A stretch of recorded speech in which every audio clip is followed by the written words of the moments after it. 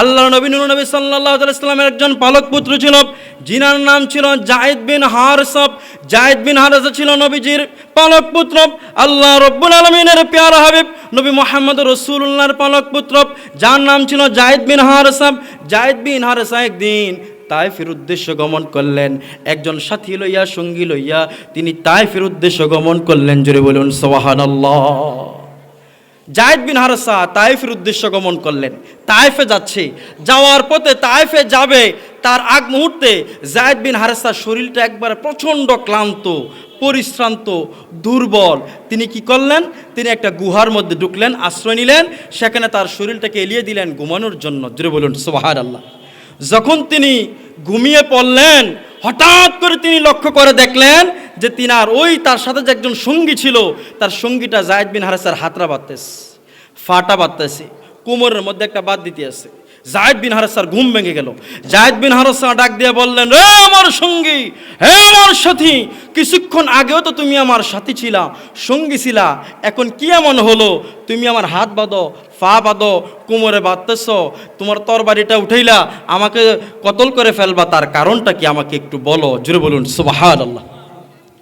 যায়েদ বিন হারসা যখন বললেন যে ভাই কিছুক্ষণ আগেও তো তুমি আমার সাথী ছিলা, আমার সঙ্গী ছিলা, আজকে কি এমন হয়ে গেল? তুমি আমার হাত বেঁধে ফেলছ, পা বেঁধে ফেলছ, কোমর বেঁধে ফেলছ, আমাকে তুমি হত্যা করার জন্য তুমি তোমার তরবারিটা হাতে নিলা, তার কারণটা কি? ওই ব্যক্তি জবাব দিচ্ছে, ও যায়েদ বিন হারসা, এতক্ষণ পর্যন্ত আমি তোমার সাথী ছিলাম, আমি তোমার সঙ্গী ছিলাম, আমি উপর দিয়ে দেখাইছি আমি ইসলাম ধর্ম কবুল করেছি, কিন্তু অন্তরে রয়েছে আমার এখনো মূর্তির প্রতি প্রেম, এখনো আমার মূর্তির প্রতি প্রেম, এখনো আমার মূর্তির প্রতি প্রেম রয়েছে। উপর দিয়ে আমি দেখিয়েছি আমি ইসলাম ধর্ম কবুল করেছি, কিন্তু এখন আমি অন্তরে লাত মানত উজ্জার প্রেম ভালোবাসা রাখি। পেয়ারা হাজিরিন, যাকে বলা হয় মুনাফিক, তোমাদের ভাষায় যাকে বলা হয় মুনাফিক, যাদের ভিতরে একটা বাইরে একটা, তাদেরকে কি বলে? আর একটু জোরে বলেন, কি বলে? এইরকম মুনাফিক আমাদের সমাজে আছে না নাই? আমাদের সমাজে এরকম মুনাফিক আছে যাদের ভিতরে একটা বাইরে একটা, ঠিক কিনা বলেন? অনেক আছে আবার এমন যারা জুব্বা গায়ে দেয়, মাথার মধ্যে টুপি লাগায়, সুন্দর পাগড়ি পরিধান করে, কিন্তু রাসূলুল্লাহর শান মান ইজ্জতের ব্যাপারে মিথ্যা কথা বলে, বিরুদ্ধচরণ করে, নবীজির শান খাটো করতে চায়। অর্থাৎ উপরে ইসলামের লেবাস, কিন্তু ভিতরে ভিতরে এখনো মুনাফিকি আছে না নাই? আর একটু জোরবান আছে না নয়? আছে। এই মুনাফিক থেকে আমাদেরকে সাবধান হতে হবে, ঠিক কিনা বলেন? ওই সাথীটা, সঙ্গীটা বলল যে আমি তোমাদের বাসায় একজন মুনাফিক, আমি উপরে দেখাচ্ছি ইসলাম কবুল করেছি, কিন্তু ভিতরে ভিতরে এখনো আমার মূর্তি পূজা, এখনো আমি মূর্তি ভালোবাসি। জোরে বলুন নাউজুবিল্লাহ।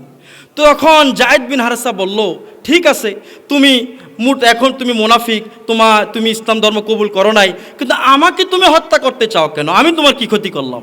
আমাকে কতল করে, আমাকে মেরে তোমার লাভটা কি?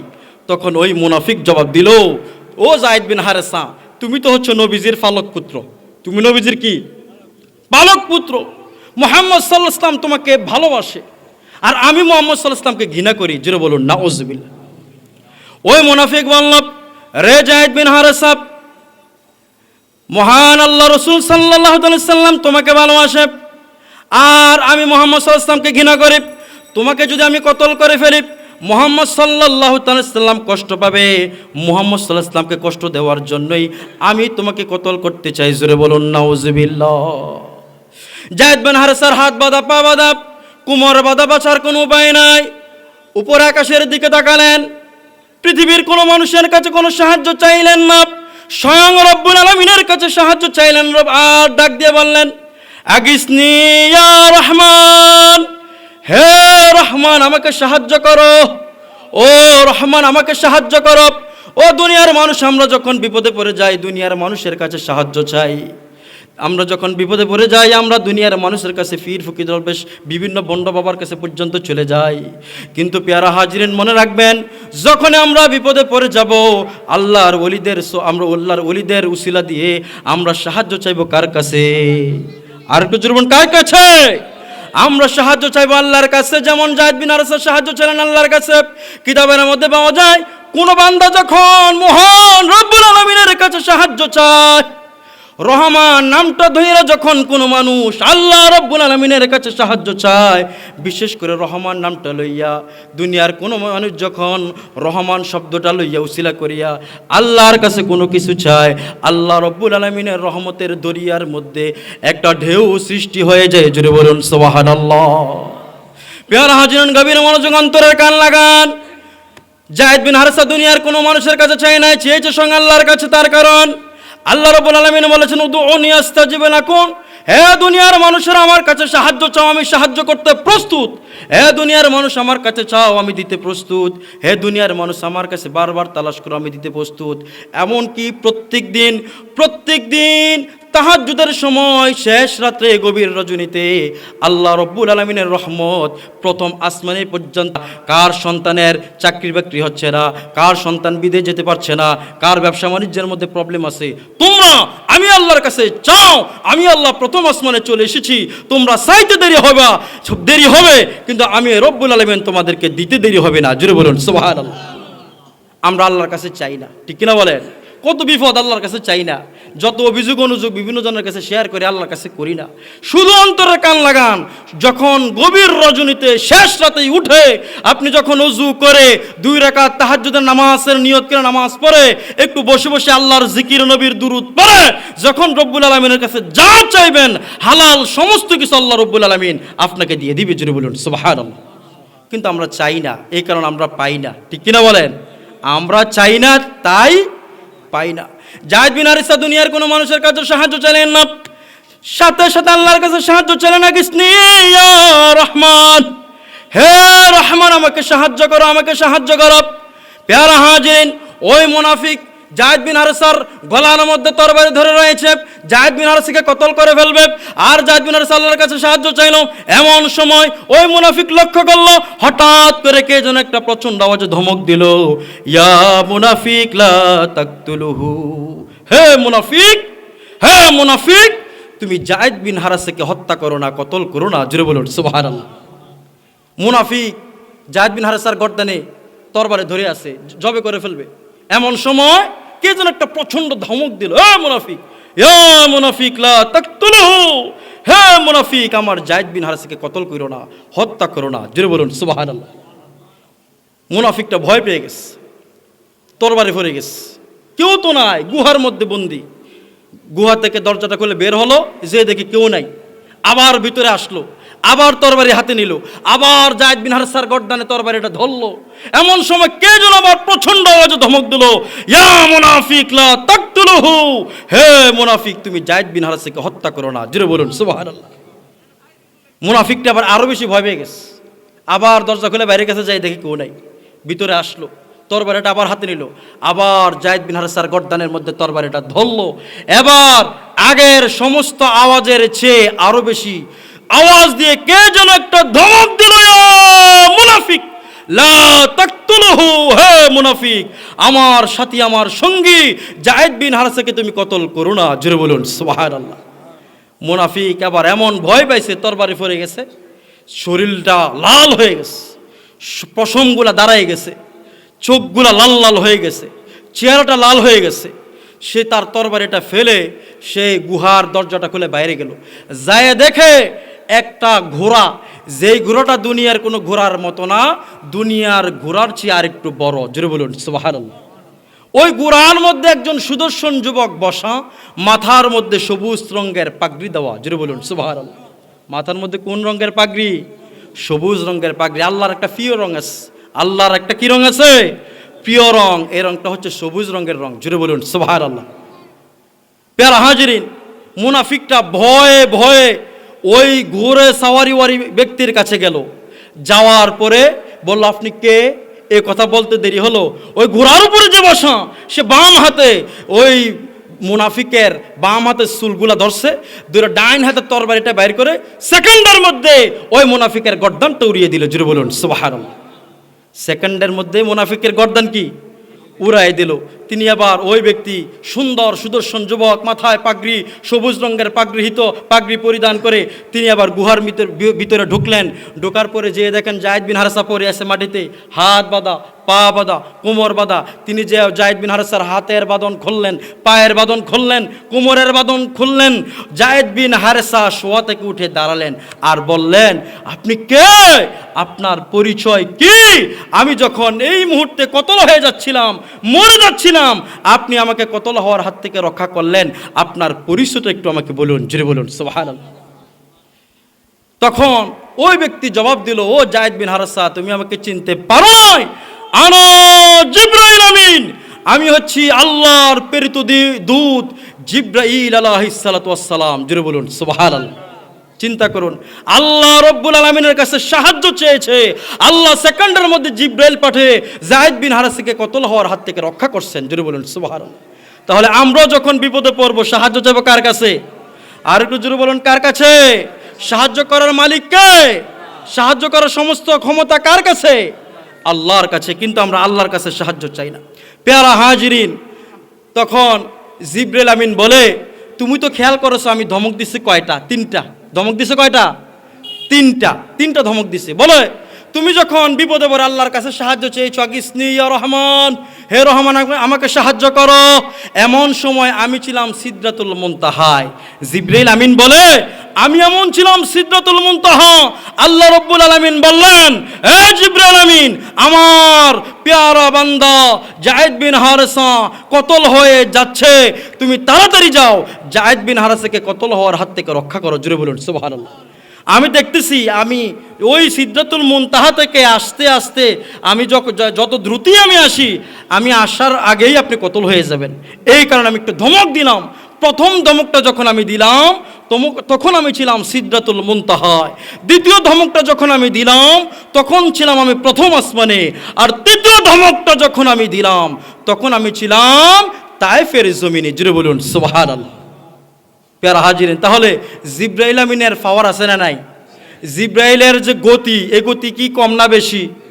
কম না বেশি? কত বেশি? আমার নবী একদিন দয়াল নবী সাল্লাল্লাহু আলাইহি সাল্লাম জিবরাইল আমিনকে বললেন, হে জিবরাইল আমিন, তুমি বলো তো, তুমি তোমার তো নূরের পাখা আছে, এই যে নূরের পাখাগুলো দিয়ে তুমি তো সেকেন্ডেই আসমান আর জমিনে ভ্রমণ করতে পারো, সফর করতে পারো, তুমি তোমার এই নূরের পাখাগুলার যে শক্তি সামর্থ্য, তুমি তোমার সর্বোচ্চ শক্তি সামর্থ্য তুমি জীবনে কতবার ব্যবহার করছো? জীবনে কতবার ব্যবহার করছো একটু বলো তো। জিবরাইল আমিন বলে, ইয়া রাসূলুল্লাহ, ইয়া হাবিবাল্লাহ, আমি আমার যে সমস্ত পাওয়ার শক্তি জীবনে সবচেয়ে বেশি 4বার ব্যবহার করছি। কতবার? কতবার? আমার কথা কি বোঝেন আপনারা? কতবার ব্যবহার করছে? 4বার। জিবরাইল আমিন বলে, ইয়া রাসূলুল্লাহ, ইয়া হাবিবাল্লাহ, আমার যে নূরের পাখা আছে, এই নূরের পাখাগুলো সমস্ত শক্তিগুলো আমি আমার জীবনে 4বার সর্বোচ্চ শক্তি ব্যবহার করেছি। প্রথমবার আমি ব্যবহার করেছি যখন আল্লাহ রাব্বুল আলামিন ইব্রাহিম ও খলিলুল্লাহকে আগুনের মধ্যে ফেলে দিবে। কোথায় ফেলে দিবে? যখন ইব্রাহিম খলিলুল্লাহকে আগুনের মধ্যে ফেলে দিবে, ইব্রাহিম আলাইহিস সালাতু ওয়াস সালাম আগুনের মধ্যে জ্বলে যাবে। নমরুদ যখন ইব্রাহিম আলাইহিস সালাতু ওয়াস সালামকে আগুনের মধ্যে ফেলে দিবে, আল্লাহ রাব্বুল আলামিন বললেন, যাও যাও জিবরাইল আমিন, ওই আগুনের কুণ্ডুলিটাকে তুমি একটা সুন্দর, একটা শান্তিময়, একটা এসির মতো করে একটা সুন্দর সুশীতল বাগানে পরিণত করে দাও। জোরে বলুন সুবহানাল্লাহ। আমি আমার সমস্ত শক্তি দিয়ে, সমস্ত শক্তি ব্যবহার করে আমি সিদরাতুল মুনতাহা থেকে দৌড়ে এসে আমি সেই আগুনের কুণ্ডুলিটাকে আমি সেকেন্ডের মধ্যে আমি একটা সুন্দর আরামদায়ক স্থান, একটা ফুলের বাগানে পরিণত করে দিয়েছি। এমন ফুলের বাগানে পরিণত করে দিয়েছি ইব্রাহিম আলাইহিস সালাতু ওয়াস সালামের একটা পশম পর্যন্ত পড়ে নাই। জুড়ে বলুন সুবহানাল্লাহ। আমি আমার সর্বোচ্চ শক্তি ব্যবহার করে এসে আগুনটাকে পরিবর্তন করে এটাকে একটা এসির মতো ফুলের বাগান বানিয়ে দিচ্ছি। আর ইব্রাহিম নবীকে নমরুদে ফেলেছে ঠিক, কিন্তু সেখানে ইব্রাহিম নবীর একটা পশমও পড়ে নাই। জিবরাইল আমিন বলে, দ্বিতীয়বার যখন ইসমাইল আলাইহিস সালাতু ওয়াস সালামকে তার পিতা ইব্রাহিম আলাইহিস সালাতু ওয়াস সালাম জবে দিয়ে দিবে, কোরবানি করে ফেলবে, আল্লাহ রাব্বুল আলামিন বললেন, রে জিবরাইল আমিন আর দেরি করো না, দেরি করো না। তুমি যদি দেরি করো এই পৃথিবীতে সর্বপ্রথম বাবার হাতে সন্তানের খুন হয়ে যাবে, ইব্রাহিম নবীর হাতে ইসমাইল আলাইহিস সালাম জবে হয়ে যাবে। তুমি আর দেরি করো না, জান্নাতের মধ্যে চলে যাও। জান্নাতের মধ্যে যাইয়া একটা দুম্বা নিয়ে এসে ইসমাইল আলাইহিস সালামকে সরাইয়া ইসমাইল নবীর জায়গার মধ্যে একটা দুম্বা ফিট করে দাও। জোরে বলুন সুবহানাল্লাহ। জিবরাইল আমিন বলে আমি আর দেরি করলাম না, সাথে সাথে জান্নাতের মধ্যে চলে গেলাম। জান্নাতের মধ্যে যাইয়া একটা জুম্বা নিয়ে এসে ইসমাইল আলাইহিস সালামকে ওই তরবারির নিচ থেকে সরিয়ে ইব্রাহিম আলাইহিস সালামের তরবারির নিচে ইসমাইল নবীকে সরিয়ে আমি জুব্বাকে ফিট করে দিলাম। সেদিন বাবার হাতে সন্তান কতল হয় নাই, জুব্বা এই একটা দুম্বা কতল হয়েছে, দুম্বা কোরবানি হয়েছে। কিয়ামত পর্যন্ত মুসলমান আমাদের জন্য আল্লাহ রব্বুল আলামিন পশু জবে করাটাকে সেই দিন থেকে আমাদের জন্য আজ পর্যন্ত আমাদের সময় পর্যন্ত আল্লাহ রব্বুল আলামিন পশু জবে করাটাকে সেই দিন থেকে আমাদের মধ্যে যারা অর্থবান, আমাদের মধ্যে যারা দানবান, আমাদের প্রত্যেকের জন্য আল্লাহ রব্বুল আলামিন ওয়াজিব করে দিলেন। জোরে বলুন সুবহানাল্লাহ। প্যারা হাজিরিন, তাহলে দ্বিতীয়বার ইসমাইল আলাইহিস সালামকে কতল করার হওয়ার হাত থেকে রক্ষা করছেন জিবরাইল আলাইহিস সালাম, ঠিক কিনা বলেন? তৃতীয়বার যখন প্যারা হাজিরিন, যখন ইসুফ আলাইহিস সালামকে তার ভাইয়েরা, তার সঙ্গীরা তাকে কূপের মধ্যে ফেলে দিল, ফানির কূপের মধ্যে ফেলে দিল, তাকে মেরে ফেলবে এই উদ্দেশ্য নিয়ে আল্লাহ রাব্বুল আলামিন বললেন, রে জিবরাইল আমিন আর দেরি করো না, তাড়াতাড়ি যাও। ছোট্ট শিশু ইসুফ আলাইহিস সালাম সে ফানির কূপের মধ্যে পড়ে সে কতল হয়ে যাবে, মরে যাবে, সে সেখানে শহীদ হয়ে যাবে। তুমি এটা করো না, জায়গার মধ্যে সেকেন্ডের মধ্যে চলে যাও। সেকেন্ডের মধ্যে চলে যাইয়া তুমি ওই ফানির কূপের মধ্যে সেখানে নিচে একটা তক্তা বিছিয়ে দাও, যাতে ইসুফ আলাইহিস সালাম ওই তক্তার মধ্যে বসে তার নিজের জীবনকে সেতে বাঁচাতে পারে। জোরে বলুন সুবহানাল্লাহ।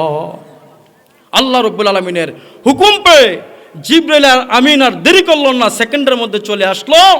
সেকেন্ডের মধ্যে চলে আসলো ওই কূপের কাছে আইসা সেখানে ইউসুফ নবীকে ফালাইছে, ঠিক সেখানে পানির মধ্যে পড়ে ইউসুফ নবী একটা তক্তার মধ্যে বসে আছে। জোরে বলুন সুবহানাল্লাহ। তাহলে কয়বার হইল?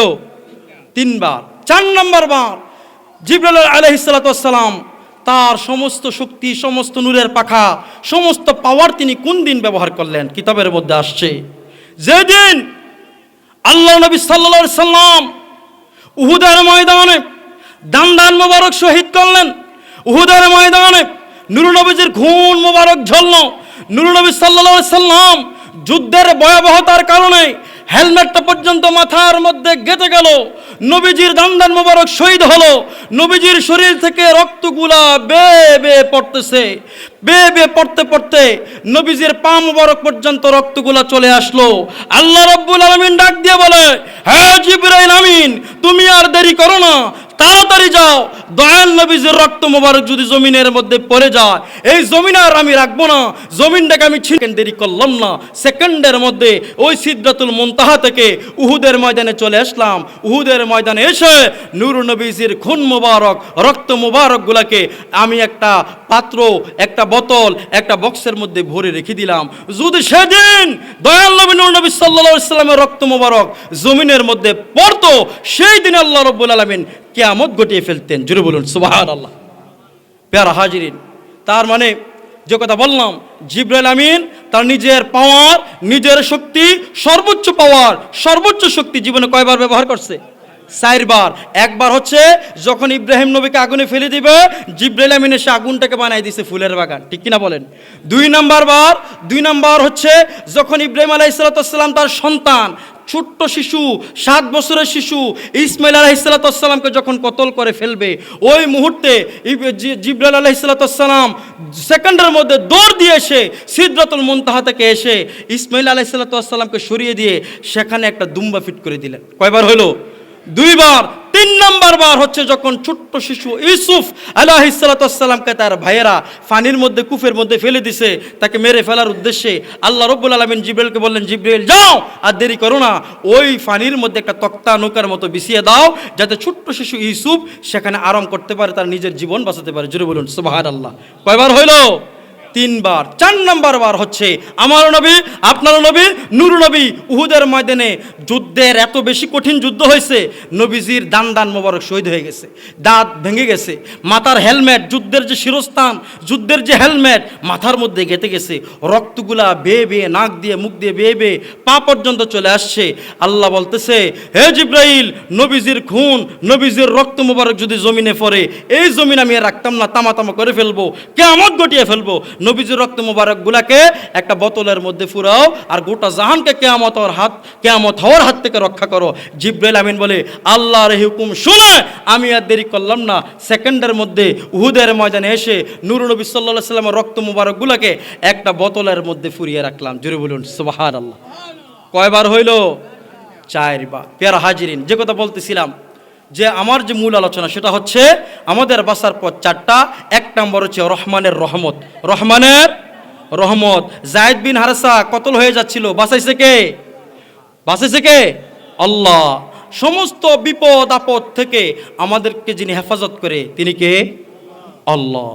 তার মানে রহমানের রহমত, আল্লাহ রাব্বুল আলামিনের রহমত ছাড়া আমাদের বাঁচার কোনো উপায় নাই। 2 নম্বর বাঁচার আর একটা উপায় আছে, সেটা হচ্ছে রাহমাতাল লিল আলামিন, নবীজির শাফাআত, দয়াল নবীজির শাফাআত, নূর নবীজির শাফাআত।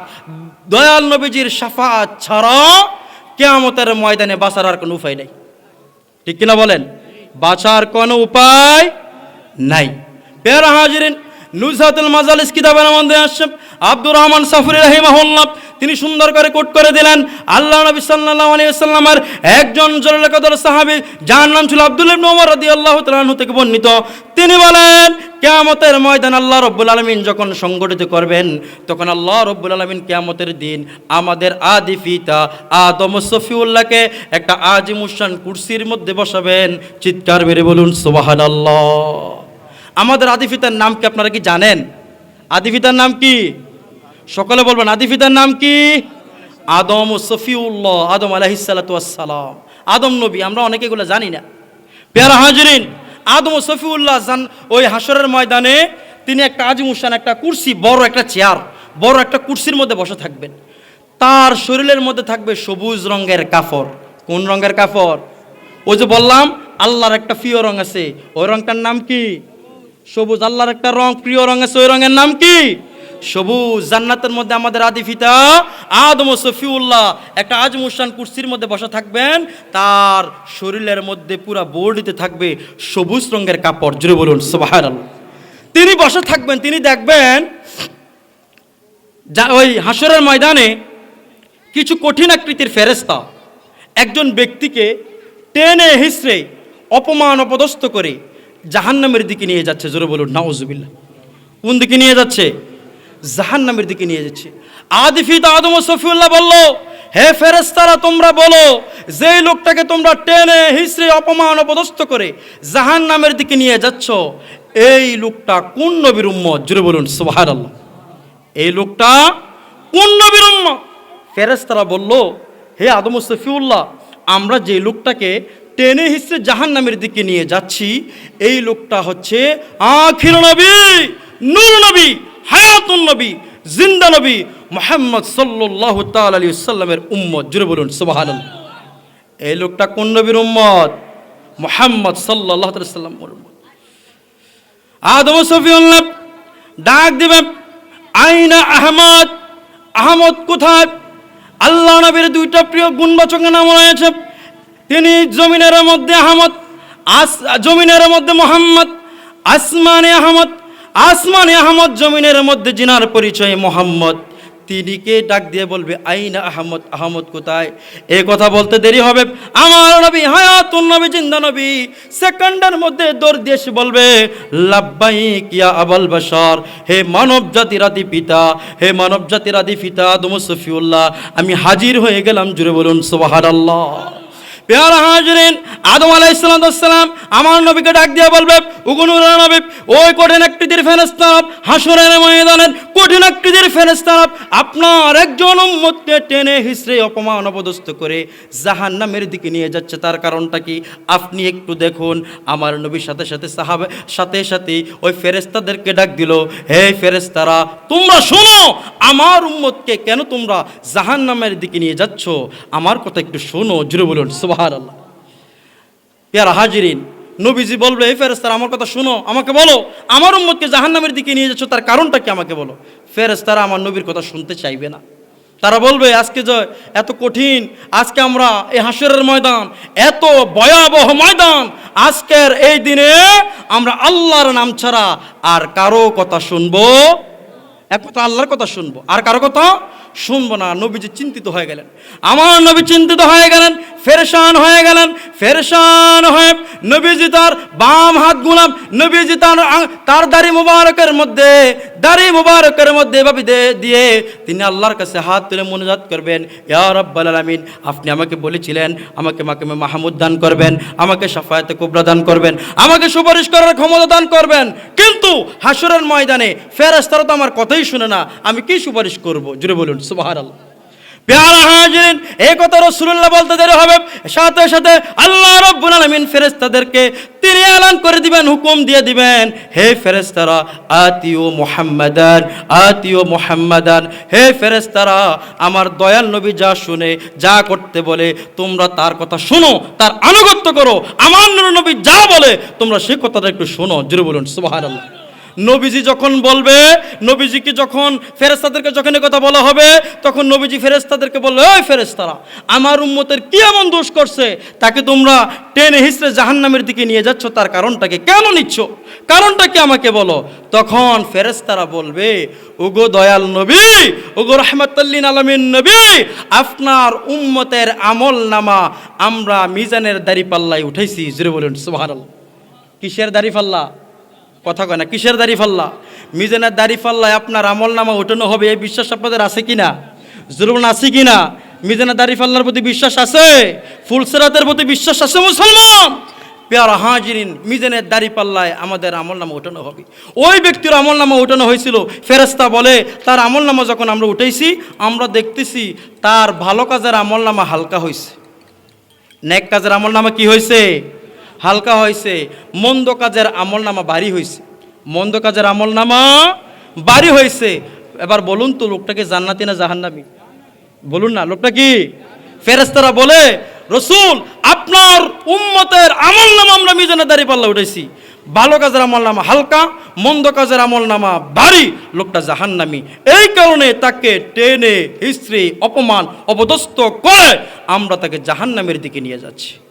প্যারা হাজিরিন, রাসূলুল্লাহ সাল্লাল্লাহু আলাইহি সাল্লাম বললেন, হে আমার ফেরেশতারা শোনো, তোমরা এতক্ষণ পর্যন্ত তার আমল নামা মিজানের দাড়িপাল্লায় উঠাইছো, এখন আমার সামনে আমার উম্মতের আমল নামাকে আবার মিজানের দাড়িপাল্লায় উঠাও।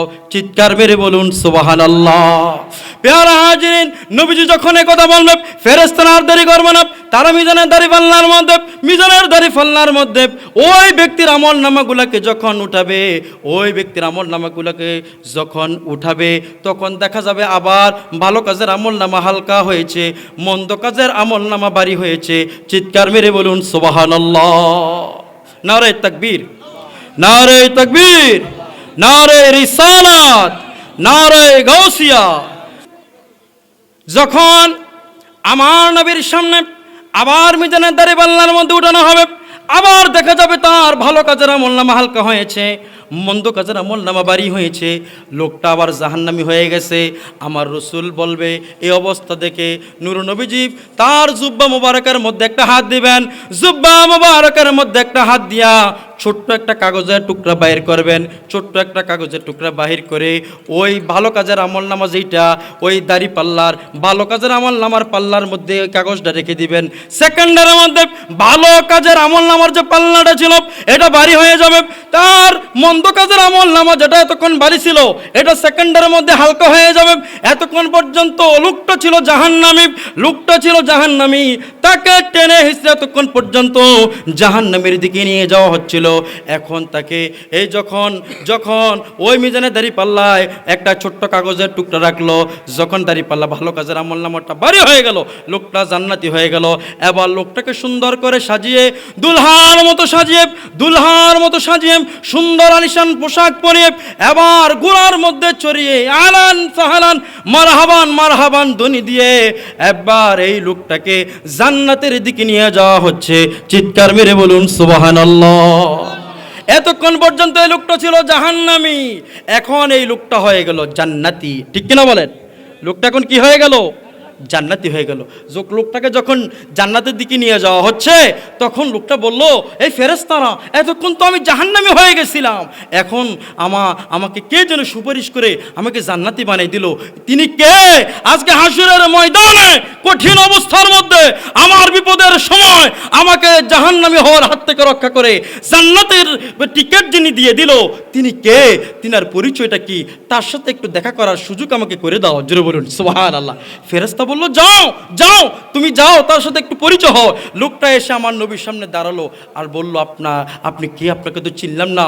বলল, হে আমার উম্মত, তুমি আমাকে এখনো চিনতে পারো নাই। আমি আখির নবী, নূর নবী, হায়াতুন নবী, জিন্দা নবী, নবী মুহাম্মদুর রাসূলুল্লাহ সাল্লাল্লাহু তাআলা আলাইহি সাল্লাম। চিৎকার মেরে বলুন সুবহানাল্লাহ। বলল, হুজুর, আপনি আমাকে সুপারিশ করে জাহান্নামী হওয়ার হাত থেকে রক্ষা করে জান্নাতি বানায় দিলেন, কিন্তু বলুন তো হুজুর, ইয়া রাসূলুল্লাহ, আপনি দেখলাম একটা ছোট্ট কাগজের টুকরা আপনার জুব্বা মোবারক থেকে বাহির করে আপনি ওই মিজানের দাড়িপাল্লার ভালো কাজের আমলনামা যেটার মধ্যে রাখলেন, এটা কি রাখলেন? তখন আমার নবী জবাব দিল, হে আমার উম্মত, তুমি আমাকে এখনো চিনতে পারো নাই, তুমি যখন দুনিয়ার কোনো মাহফিলে বৈশা পান্ডানগরের ঈদ মিলাদুন নবী সাল্লাল্লাহু আলাইহি সাল্লামের দরসুল কোরআন মাহফিলে বৈশা তুমি যখন আমি নবীর উপরে দুরূদ পড়ছিলা, ফেরেশতারা ওই দুরূদ আমার কাছে পৌঁছিয়ে দিয়েছিল, ওই দুরূদ আমার কাছে সংরক্ষিত ছিল। আজকে যখন তুমি বিপদে পড়ে গেছো, ওই দুরূদ শরীফ তোমার কাজে লেগে গেছে। জোরে বলুন সুবহানাল্লাহ। ওই দুরূদ শরীফের উসিলা করে তুমি জাহান্নামী হওয়ার হাত থেকে রক্ষা পেয়ে তুমি জান্নাতি হয়ে গেছো। কি হয়ে গেছো? জান্নাতি হয়ে গেছো। সেই নবী আমাদের জন্য সুপারিশ করতে পারবে কি পারবে না? এই বিশ্বাস আপনাদের আছে না নাই? জোরে বলুন, আছে কি না? নবীর শান, মান, ইজ্জত, মর্যাদা বাড়িয়ে দিয়েছেন কে? নবীর শান, মান, ইজ্জত, মর্যাদা, আরশচুম্বী মর্যাদা বাড়িয়ে দিয়েছেন কে? আল্লাহ। প্যারা হাজরিন, আর জাস্ট 2 মিনিট কথা বলে আমি আমার সংক্ষিপ্ত আলোচনা শেষ করে দিচ্ছি। আমার নবীর শান, আমার নবীর মানের উপরে আমি যে কথা বলতেছিলাম, সেই আলোচনা থেকে কিছুটা আমি শেষ করতে পারি নাই। আমি বলেছিলাম আমাদের বাসার পথ 4টা। একটা হচ্ছে রহমানের রহমত, একটা কি রহমানের রহমত, 2টা রহমাতাল্লিন নবীজির শাফাত। এই যে বললাম রহমাতাল্লিন নবীজির শাফাত, নবীজি সুপারিশ করে আমাদেরকে বাঁচিয়ে দিবে, পার করে দিবে, জান্নাতি বানিয়ে দিবে। জোরে বলুন সুবহানাল্লাহ। 3 নাম্বার আল্লাহর ওলিদের সোহবত, 4 নাম্বার মা বাবার। এই 4টা জিনিস আপনার নাজাতের উসিলা। ঠিক কিনা বলেন? মুখস্থ করেন। একটা রহমানের রহমত, রহমাতাল্লিন নবীজির শাফাআত, আল্লাহর ওলিদের সোহবত, মা বাবার খেদমত। এটাই হচ্ছে মূল আলোচনা। প্যারা হাজরিন, আরেকটা কথা বলে আমি শেষ করছি, যে নবীর শান, মান, ইজ্জত নিয়ে আমি এতক্ষণ কথা বললাম। এই নবীজির শান, মান, ইজ্জত, মর্যাদা বাড়িয়ে দিয়েছেন কে? আর একটু যেমন বাড়িয়ে দিয়েছেন কে? আল্লাহ। কেমন বাড়িয়েছেন একটু বলি, শুনেন। আকীদাকে পরিশুদ্ধ করে নেন। আমরা আমাদের আকীদাকে পরিশুদ্ধ করতে পারি নাই, আকীদাকে সহি করে নেন, সহি আকীদা বুঝে নেন। আগেকার যুগে আল্লাহ রাব্বুল আমিন পৃথিবীর কোন নবী রাসূলের কাছে যখন ওহী প্রেরণের ইচ্ছা পোষণ করতেন, আল্লাহ রাব্বুল আলামিনের একটা নিয়ত ছিল, একটা সিস্টেম ছিল। সিস্টেমটা কি? যেমন আল্লাহ রাব্বুল আলামিন মুসা নবীর কাছে ওহী পাঠাবেন, মুসা নবীকে বললেন, মুসা নবী আপনি পবিত্র হন, ওযু করেন, গোসল করেন, তুর পাহাড়ে যান, ওই জায়গার মধ্যে যান, ওই জায়গায় যাওয়ার পরে আপনার কাছে পবিত্র গ্রন্থ ওহী আপনার কাছে নাজিল করব। জোরে বলুন সুবহানাল্লাহ। ঈসা নবীকে বললেন, ও ঈসা নবী আপনার কাছে ইনজিল শরীফ প্রেরণ করার নিয়ত করেছি, আমি ইচ্ছা পোষণ করছি, আপনি ওযু করেন, গোসল করেন, ওই পবিত্র জায়গার মধ্যে যান, ওখানে গেলে বাইতুল মুকাদ্দাসে যান, ওখানে গেলে আপনার কাছে ইনজিল নাজিল করব। এটাই আল্লাহ রাব্বুল আলামিনের শতসিদ্ধ নিয়ম ছিল, যে ওহী প্রেরণের যখন ইচ্ছা পোষণ করতেন নির্দিষ্ট জায়গায় যেতে বলতেন, তারপরে তার কাছে ওহী নাজিল করতেন। কিন্তু আল্লাহ রাব্বুল আলামিন আমার নবীর ব্যাপারে আগেকার জমানার সমস্ত নিয়মকে ভঙ্গ করে আল্লাহ রাব্বুল আলামিন নতুন নিয়ম করলেন। আমার নবী যেখানে আল্লাহর ওহী সেখানে, কোরআন সেখানে, জিবরাইল আমিন সেখানে। জোরে বলুন সুবহানাল্লাহ। আমার নবী গারে হেরায়, কোরআন চলে আসলো গারে হেরায়, ওহী গারে হেরায়, জিবরাইল আমিন গারে হেরায়। আমার নবী খাদিজার ঘরে, কোরআন খাদিজার ঘরে, ওহী খাদিজার ঘরে, জিবরাইল খাদিজার ঘরে।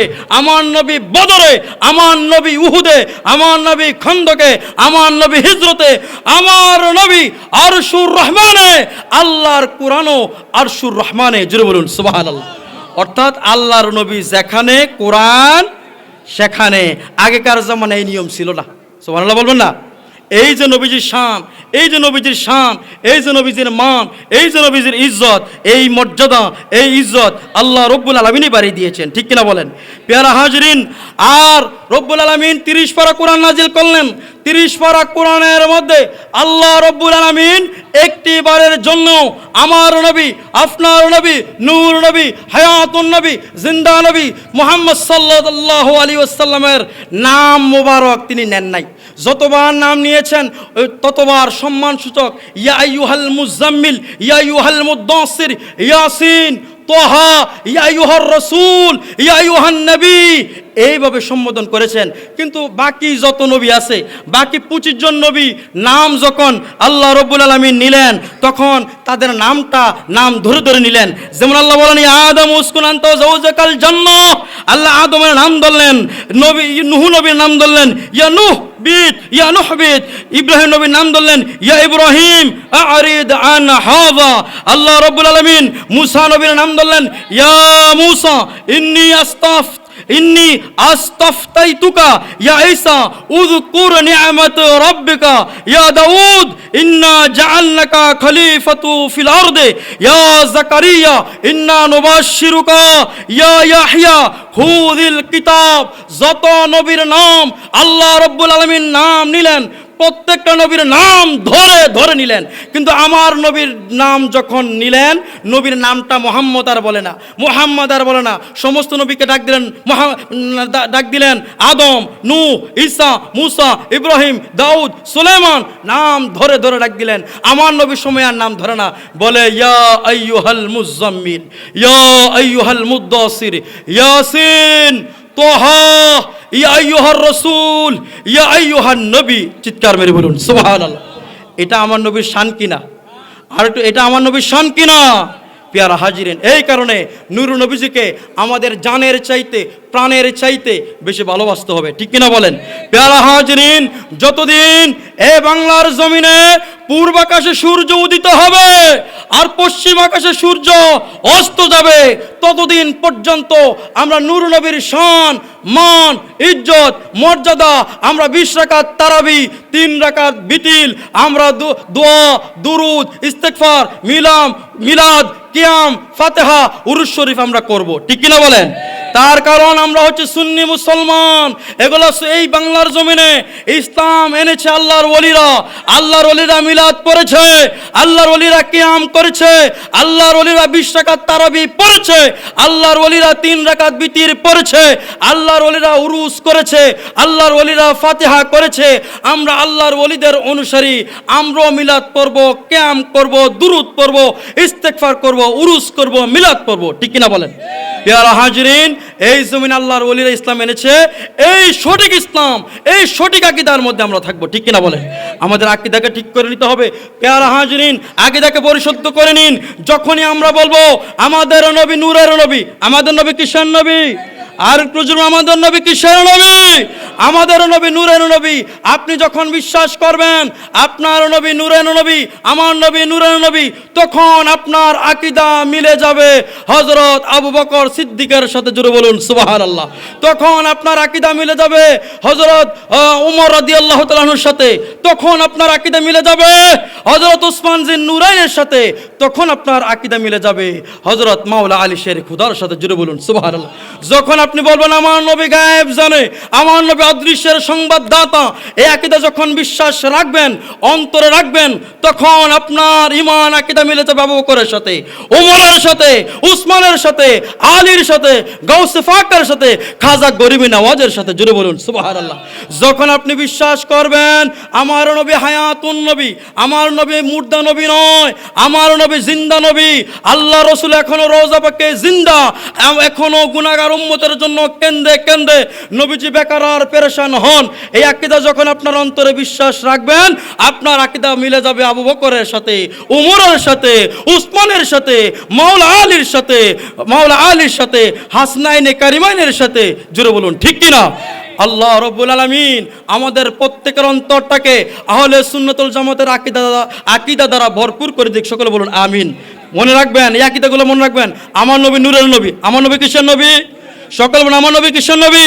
নূরের নবী। আমার নবী জিন্দা নবী, আমার নবী জিন্দা নবী, আমার নবী হায়াতুন নবী, আমার নবী গায়েবের সংবাদ দেনওয়ালা নবী। ঠিক কিনা বলেন? আমার